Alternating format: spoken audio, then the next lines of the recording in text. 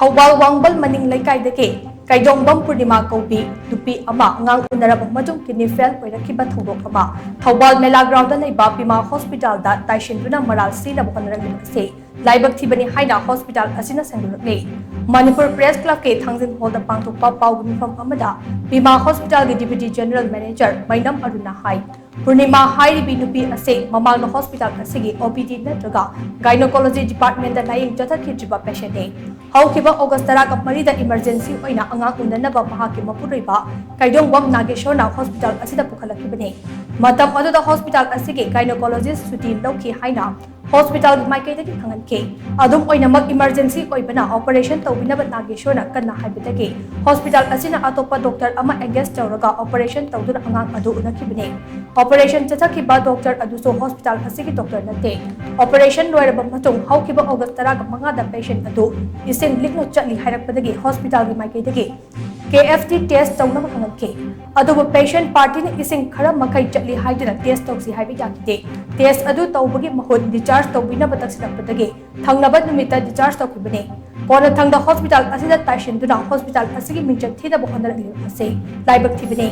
मसिगी मथक्ता hospital अमसुंग doctor सिंग यासिनसी हाइदुना रुपा लाख 50 की demand तौरखिबसु लेख्रबने हौजिक पूर्णिमा lying लिबा जेनेम्स की डॉक्टर सिंग पाउ फौनबदसु अंगांग उन्नबगी ऑपरेशन अदुगा महांग नारिबा असिगे हिरम अमतदा मरी लेनदे हाइना फोंदोरके महाकी किडनी अनिमक फेल परमलिबा असे करिना ओहेलकबनो हाइबदो जब चान खंगदोकनबा मपाल मणिपुरदा टेस्ट तौनबा सैंपल थाखरे हिरम असिदा मियामगी पुंसी कन्नबा लेरिबा हॉस्पिटल अमदी डॉक्टर सिंगदा हिहन खंगनबगी थबक तौबिदनबा अमदे अचुम अरान थिदोकपदा मतेंग पांगबिनबा मैनम अरुणा मखातार appeal तौरकले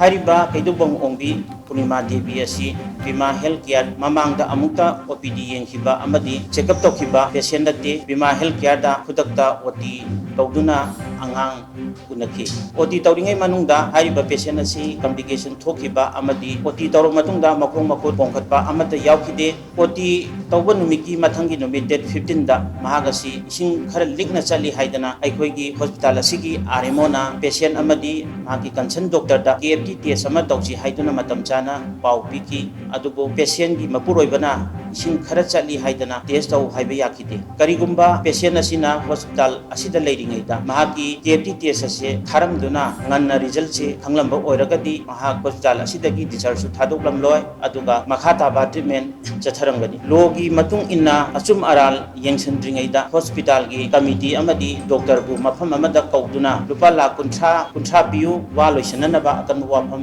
thamlaki hariba thokdo asigi mamangda patient party na miyam homduna hospital asida ihan khanganba kaya amasu leikre